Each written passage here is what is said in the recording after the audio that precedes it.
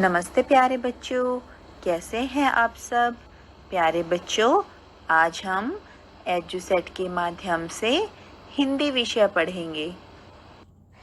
प्यारे बच्चों, मेरा नाम इंदु बाला है और मैं डाइट गुरुग्राम में हिंदी की प्रवक्ता हूँ। प्यारे बच्चों, यह पाठ हमारी हिंदी की पाठ्य पुस्तक झिलमिल भाग 5 से लिया गया है। यह तीसरा पाठ है और इसका नाम है शेर और चित्रकार।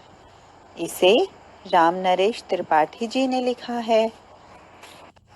प्यारे बच्चों, इससे पहले कि हम कविता शुरू करें, मैं आपको शेर और चित्रकार के बारे में बताना चाहूँगी। शेर बहुत ताकतवर होता है, सारे जंगल के जानवर उससे डरते हैं और शेर को जंगल का राजा भी कहते हैं। प्यारे बच्चों, जो चित्रकला में चित्र बनाने में निपुण होता है उसे चित्रकार कहते हैं। चित्रकार सुनसान जगह में बना रहा था चित्र, इतने में वहां आ गया यमराज का मित्र। उसे देखकर चित्रकार के तुरंत उड़ गए होश, नदी पहाड़ पेड़ पत्तों का रह गया न कुछ जोश। प्यारे बच्चों, इसमें कवि कह रहे हैं कि एक चित्रकार सुनसान जगह में अर्थात जंगल में एक चित्र बना रहा था। जैसे ही वो चित्र बनाने में मग्न था, इतने में वहां पर यमराज का मित्र आ गया। अब ये यमराज का मित्र कौन है? प्यारे बच्चों, यम को मृत्यु का देवता कहा जाता है और शेर को जंगल का राजा कहा जाता है। लेकिन शेर बहुत ताकतवर होता है और बहुत खतरनाक भी होता है। उसके सामने कोई जंगली जानवर आ जाए या कोई मनुष्य आ जाए तो वो उसको तुरंत खा जाता है और खाते ही मनुष्य मर जाता है और वो यमराज के पास पहुंच जाता है। इसीलिए यहाँ पर कवि ने शेर को यमराज का मित्र कहा है, उसका दोस्त कहा है। तो ये कह रहे हैं कि चित्रकार सुनसान जगह पर चित्र बनाने में लगा हुआ था और इतने में ही वहां पर यमराज का मित्र आ गया अर्थात शेर आ गया। उसे देखकर चित्रकार के तुरंत उड़ गए होश। जैसे ही चित्रकार ने देखा कि उसके सामने तो शेर आ गया है तो उसके होश उड़ गए अर्थात वह घबरा गया। होश उड़ जाना एक मुहावरा है जिसका अर्थ है घबरा जाना, कि उस शेर को अपने सामने देखकर चित्रकार घबरा गया। नदी पहाड़ पेड़ पत्तों का रह गया कुछ ना जोश।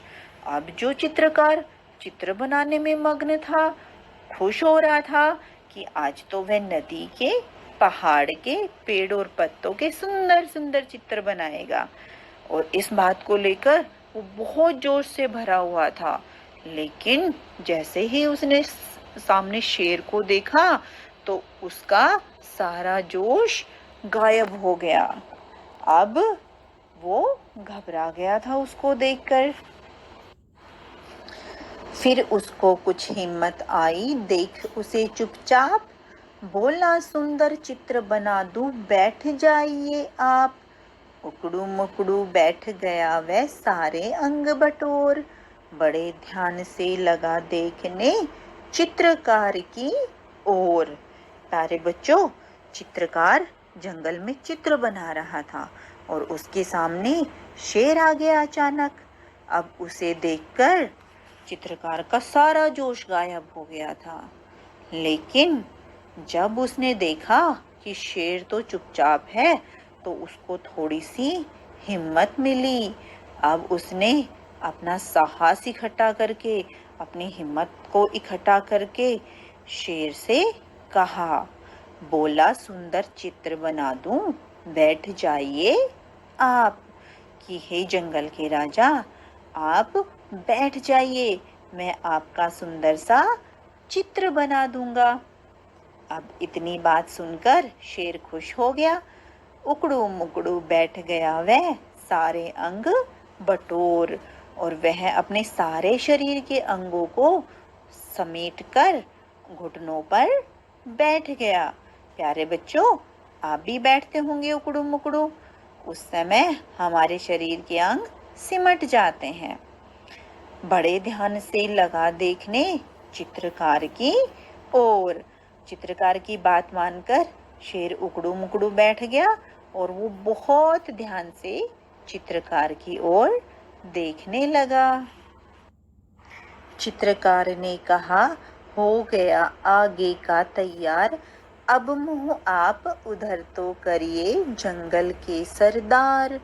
बैठ गया वह पीठ फिराकर चित्रकार की ओर। चित्रकार चुपके से खिसका जैसे कोई चोर। प्यारे बच्चों, अब आगे क्या हुआ ये सुनिए। अब चित्रकार ने शेर से कहा कि हे जंगल के राजा, आपका आगे का चित्र तैयार हो चुका है। चित्रकार ने शेर के चेहरे का चित्र बना दिया था। अब मुंह आप उधर तो करिए जंगल के सरदार। अब चित्रकार ने शेर से कहा कि हे जंगल के राजा, आप ऐसा करिए कि अपना मुंह दूसरी तरफ फिरा लीजिए। बैठ गया वह पीठ फिराकर चित्रकार की ओर। अब शेर ने सोचा, तुम्हारा आगे का चित्र तो बना दिया है, अब चित्रकार को पीछे से भी अपना चित्र बना लेने दो। और उसने अपनी पीठ चित्रकार की तरफ कर ली। अब शेर का मुंह दूसरी दिशा में था, तो प्यारे बच्चों, उसको चित्रकार दिखाई नहीं दे रहा था। तो फिर चित्रकार ने क्या किया? चित्रकार चुपके से खिसका जैसे कोई चोर। कि चित्रकार ने जब देखा कि शेर तो पीठ करके बैठ गया है, उसको मैं नजर नहीं आऊंगा, तो वो चुपके से वहां से खिसक गया, अर्थात वहां से निकल गया, बिल्कुल वैसे जैसे कोई चोर चोरी करके बिना बताए दबे पांवों से निकल जाता है। ठीक वैसे ही चित्रकार भी वहां से चला गया। बहुत देर तक आंख मूंद कर पीठ घुमाकर शेर बैठे बैठे लगा सोचने, इधर हुई क्यों देर। झील किनारे नाव लगी थी, एक लगा था बांस। चित्रकार ने नाव पकड़ ली, जी भर करके सांस। जैसे ही शेर ने उधर मुंह किया तो आपने देखा वैसे ही चित्रकार निकल लिया। अब आगे क्या हुआ ये जानते हैं। चित्रकार जैसे ही निकला तो शेर बैठे बैठे सोचने लगा। वो तो आंख मूंद करके बैठा था, आंखों को बंद करके बैठा था, और शेर ने अपनी पीठ भी दूसरी तरफ कर रखी थी, अर्थात उसका मुंह सामने की तरफ था और वो चित्रकार को जाते हुए नहीं देख पाया। बहुत देर तक आंख मूंद कर पीठ घुमाकर शेर बहुत देर तक आंखें मूंद कर और पीठ को घुमाकर बैठा रहा, पीठ को दूसरी तरफ करके बैठा रहा। बैठे बैठे लगा सोचने, इधर हुई क्यों देर। अब शेर बैठे बैठे सोचने लगा कि आगे का चित्र तो चित्रकार ने इतनी जल्दी बना दिया, अब पीछे की तरफ उसको इतनी देर क्यों लग रही है। ऐसा भला क्या हो गया जो पीछे का चित्र बन ही नहीं पा रहा। जैसे ही शेर ने मुड़ के देखा तो क्या देखा, झील किनारे नाव लगी थी, एक लगा था बांस। कि झील के किनारे एक नाव लगी हुई थी और उस नाव पे एक बांस भी लगा हुआ था जिससे कि नाव को चलाते हैं। चित्रकार ने नाव पकड़ ली, जी भर करके सांस, और शेर ने देखा कि चित्रकार ने तो नाव पकड़ भी ली थी, अर्थात वो नाव में बैठ भी गया था, और चित्रकार जी भर के सांस ले रहा था, अर्थात उसके मन को बहुत तसल्ली मिली थी, बहुत खुश हो रहा था वह। और जल्दी जल्दी नाव चलाकर निकल गया कुछ दूर। इधर शेर था धोखा खाकर झुंझलाहट में चूर। शेर बहुत खिसिया कर बोला, नाव जरा ले रोक, कलम और कागज तो ले जा, रे कायर डरपोक। चित्रकार ने कहा तुरंत ही, रखिए अपने पास, चित्रकला का आप कीजिए जंगल में अभ्यास। प्यारे बच्चों, जैसे कि शेर दूसरी तरफ मुंह करके बैठा हुआ था और उसे पीछे दिखाई नहीं दिया कि कब चित्रकार उसको धोखा देकर निकल गया, तो शेर ने बैठे बैठे सोचा कि अब तो बहुत देर हो गई है लेकिन मेरा चित्र नहीं बना। तो जैसे ही उसने पीछे मुड़ के देखा तो क्या देखता है, जल्दी जल्दी नाव चलाकर निकल गया कुछ दूर कि चित्रकार नाव पे सवार है और वो बांस की सहायता से जल्दी जल्दी अपनी नाव को चला रहा है और वह शेर से थोड़ी दूर निकल गया है। इधर शेर था धोखा खाकर झुंझलाहट में चूर। जब शेर को ये एहसास हुआ कि चित्रकार ने उसको धोखा दे दिया है, उसको बेवकूफ बना दिया है, तो वह बहुत ज्यादा खींच गया। उसे झुंझलाहट होने लगी, चिढ़ होने लगी। शेर बहुत खिसिया कर बोला, नाव जरा ले रोक। अब शेर थोड़ा सा चिड़चिड़ा होकर, क्रोधित होकर बोला, नाव जरा ले रोक, कि हे चित्रकार, तुम अपनी नाव को थोड़ा सा रोक लो। कलम और कागज तो ले जा, रे कायर डरपोक। तुम इतना डर गए कि अपनी कलम और अपना कागज तो यहीं छोड़ गए। हे कायर, हे डरपोक, तुम वापस आ जाओ और अपने कागज और कलम लेकर चले जाओ। चित्रकार ने तुरंत ही कहा, रखिए अपने पास। अब चित्रकार ने शेर की बात सुनी और उससे तुरंत जवाब दिया कि हे जंगल के राजा, ये कागज और कलम आप अपने पास रखिए, चित्रकला का आप कीजिए जंगल में अभ्यास। कि हे जंगल के राजा, आप इन कागज और कलम की सहायता से आज जंगल के अंदर बैठकर चित्रकला का अभ्यास कीजिए और चित्र बनाना सीखिए। प्यारे बच्चों, अब हम आगे बात करते हैं पाठ से आगे, यानी इस पाठ में कुछ ऐसे बिंदु भी आए हैं जिन पर आप सोच सकते हैं और अपने विचार व्यक्त कर सकते हैं, जो आपकी पाठ के लिए समझ को बढ़ाएंगे। देखिए, शेर और चित्रकार में चित्रकार के कहने पर शेर पीठ घुमाकर बैठ गया था। अब ये बताइए कि वह बैठे बैठे क्या सोच रहा होगा, क्योंकि आप भी जानते हैं कि खाली बैठना इतना तो आसान नहीं है। आप भी कभी बैठे होंगे और आपके मन में भी बहुत सारे विचार आते रहे होंगे। तो आपको यहाँ पर ये बताना है कि शेर चित्रकार के कहने पर जब पीठ घुमाकर बैठ गया था तो वह क्या क्या सोच रहा था, और यदि शेर के बुलाने पर चित्रकार अपना सामान लेने, अपना कागज और कलम लेने वापस आ जाता तो क्या होता, सोच के बताइए आप। यदि झील के किनारे नाव नहीं होती तो चित्रकार अपनी जान कैसे बचाता, ये भी सोचिए, क्योंकि ये तो उसको वहाँ पे नाव मिल गई और नहीं मिलती तो वह क्या क्या कर सकता था। इन बिंदुओं पर आप विचार कीजिए और अपने विचार अपनी कॉपी में लिखिए। प्यारे बच्चों, ये थी हमारी कविता शेर और चित्रकार। कैसी लगी आपको? मैं उम्मीद करती हूँ कि आपको कविता पसंद आई होगी। आइए अब कविता के अर्थ को और अच्छे से समझने के लिए और व्याकरणिक बिंदुओं की समझ बढ़ाने के लिए हम थोड़ा सा अभ्यास की ओर चलते हैं। सबसे पहले हम चर्चा करेंगे कठिन शब्दार्थ की। कठिन शब्दार्थ में सबसे पहले आया उकड़ू मुकड़ू। उकड़ू मुकड़ू तो आप सब जानते होंगे कि घुटने मोड़कर बैठना।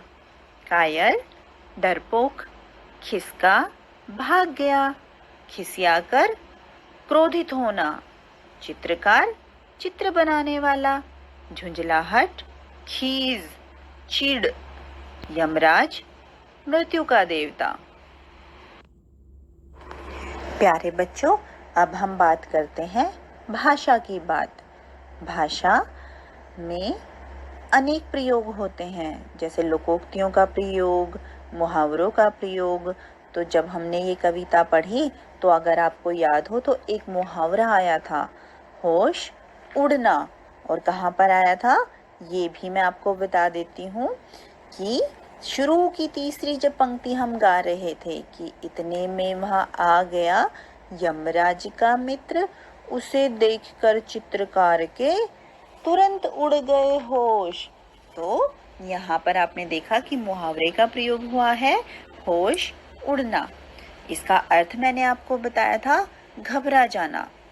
अब ये जो घबरा जाना है इसके लिए एक मुहावरा नहीं है बस होश उड़ना, इसके लिए और भी बहुत सारे मुहावरे हैं जो आपकी पाठ्य पुस्तक में अभ्यास में दिए हुए हैं। ये मुहावरे मैं आपको बताती हूँ कौन कौन से हैं। जैसे पसीने छूटना यानी घबरा जाना, हाथ पांव फूलना, घबरा जाना, हाथों के तोते उड़ना, घबरा जाना, पैरों तले जमीन खिसकना, घबरा जाना।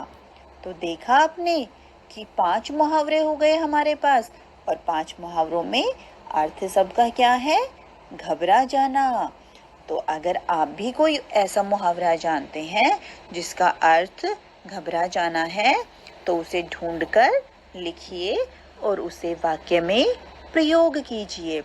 इसके साथ साथ अब ये जो 4 मुहावरे मैंने बताए जिनका अर्थ बताया घबरा जाना, इन पर भी आपको एक एक वाक्य बनाना है और कोशिश ऐसी करें कि वो वाक्य बनाएं जो आपने कभी सुना न हो। प्यारे बच्चों, अब हम कविता से आगे चलते हैं। आगे यानी आपकी बात करते हैं।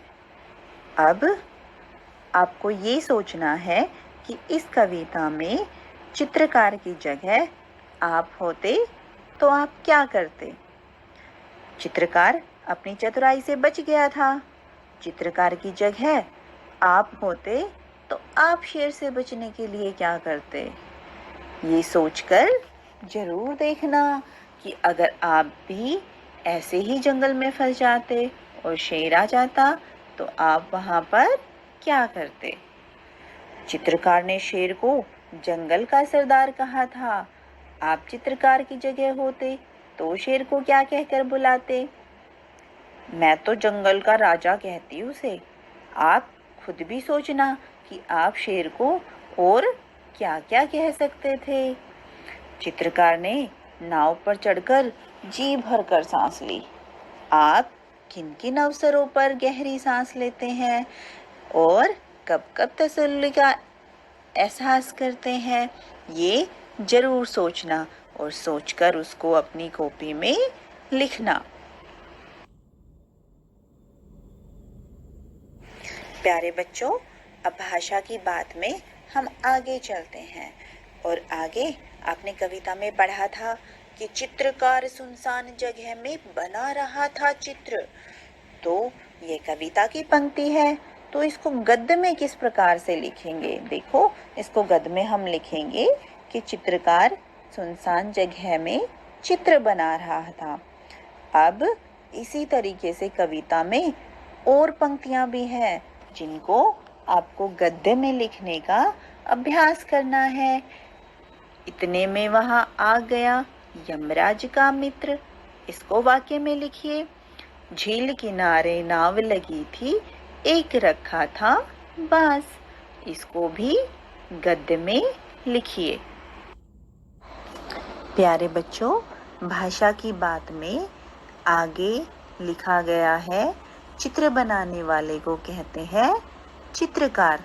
तो बताएं इन्हें क्या कहेंगे? गीत गाने वाला, गीत गाने वाला होता है गायक। कविता लिखने वाला, प्यारे बच्चों, कविता लिखने वाले को कहते हैं कवि। कहानी लिखने वाला, कहानी लिखने वाला होता है कहानीकार। निबंध लिखने वाला, निबंध लिखने वाला होता है निबंधकार। मूर्ति बनाने वाला, प्यारे बच्चों, इसको तो आप सब जानते होंगे। आपने अपने आसपास मूर्तियां भी बनती देखी होंगी। मूर्ति बनाने वाले को कहते हैं मूर्तिकार। अभिनय करने वाला, अभिनय भी देखा होगा अपने आसपास। अभिनय करने वाले को कहते हैं अभिनेता।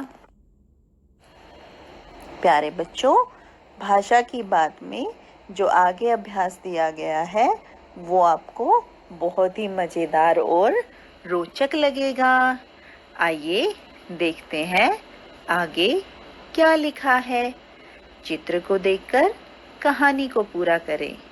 प्यारे बच्चों, आप सबको एक चित्र दिखाई दे रहा होगा, जिस चित्र में एक शेर है और वो जाल में फंसा हुआ है।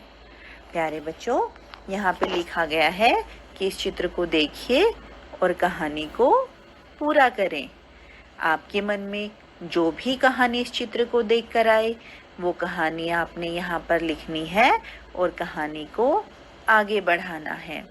एक कहानी उदाहरण के लिए मैं बता देती हूँ आपको। प्यारे बच्चों, ध्यान से सुनना। एक जंगल में एक शेर रहता था। एक बार शिकारियों ने उसे पकड़ने के लिए जाल बिछाया और वह जाल में फंस गया। प्यारे बच्चों, आप सब देख पा रहे हैं कि शेर जाल में फंस गया है। अब शिकारियों ने सोचा कि शेर तो फंस चुका है जाल में, तो क्यों न हम थोड़ा सा पानी पी लें, थोड़ा सा सुस्ता लें। और हमने तो बहुत मेहनत की है शेर को पकड़ने के लिए, और अब इसको पकड़कर लेकर भी जाना है।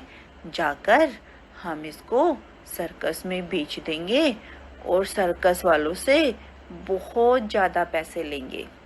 यही सोचकर उन शिकारियों ने शेर को जाल में बंधा बनाया छोड़ दिया और खुद आराम करने चले गए। प्यारे बच्चों, शिकारियों ने पानी पिया, फिर खाना बनाया, फिर खाना खाया और खाना खाकर उन्होंने सोचा कि हमें लंबा सफ़र तय करना है, क्यों ना हम थोड़ी देर सो जाएं। और शिकारी सो गए। अब इधर तो शिकारी सो गए, अब उधर जाल में फंसा फंसा शेर सोच रहा था कि अब मैं क्या करूं, कैसे खुद को बचाऊं। शेर ने बहुत हाथ पैर मारे, कोशिश की अपने पंजों के नाखून से उस जाल को काट दे, लेकिन शेर असफल रहा। उसे समझ नहीं आ रहा था कि वो क्या करे। अब ऐसे ही करके उसने देखा, अपने आसपास चारों ओर नज़र दौड़ाई और हेल्प के लिए, मदद के लिए किसी को पुकारने लगा। कुछ देर तक तो उसकी आवाज़ सुनकर कोई भी नहीं आया, लेकिन थोड़ी देर में उसने देखा वहाँ पर एक पक्षियों का झुंड जा रहा था। वो पक्षियों का झुंड शेर के पास आ गया और उसने शेर की आवाज़ सुन ली। पक्षी बहुत सारे थे। शेर ने कहा, प्यारे पक्षियों, तुम मेरी मदद कर दो और मुझे इस जाल से बाहर निकाल दो। तो पक्षियों ने कहा, हम तो छोटे छोटे हैं, ये जाल तो बहुत बड़ा है, हम कैसे आपको निकाल सकते हैं। तो शेर ने कहा, ऐसा नहीं है, छोटे छोटे पक्षी भी बहुत सारा काम कर सकते हैं और जब तुम सारे मिल जाओगे तो आसानी से इस जाल को खींच सकते हो। तो पक्षियों को लगा, जब शेर कह रहा है, जंगल का राजा कह रहा है कि हम कर सकते हैं, तो इसका मतलब हम कर सकते हैं। तो पक्षी चारों ओर फैल गए। उन्होंने अपने पंजों में शेर का जाल पकड़ लिया और उस जाल को ऊपर लेकर उड़ गए। इस तरीके से शेर आजाद हो गया और पक्षियों ने सोचा कहीं शिकारी इस जाल का दोबारा से प्रयोग ना कर ले। इसीलिए उन पक्षियों ने उस जाल को उठाकर दूर तालाब में फेंक दिया। अब जिधर पक्षी जा रहे थे, आजाद होने के बाद शेर भी उधर ही दौड़ने लगा और सबने जाकर तालाब के किनारे ही सांस ली, यानी वहीं पर आराम किया। अब शेर ने सभी पक्षियों का शुक्रिया अदा किया और सभी हंसते गाते हुए जंगल में अपने अपने घर चले गए। अब इधर शिकारियों में से एक शिकारी की आंख खुली। उसने सोचा, चलो उठकर शेर को देखते हैं और अब हम भी शहर की ओर रवाना होते हैं। लेकिन जैसे ही वो पहुंचे, देखा जहाँ पे उन्होंने शेर को जाल से बांधा था, वहां तो ना शेर है और ना ही जाल है। अब शिकारियों को सुस्ताना महंगा पड़ चुका था। तो देखा बच्चों कि किस तरीके से हम थोड़ी सी भी सावधानी नहीं रखें तो हमारा किया कराया काम भी क्या हो जाता है, खराब हो जाता है।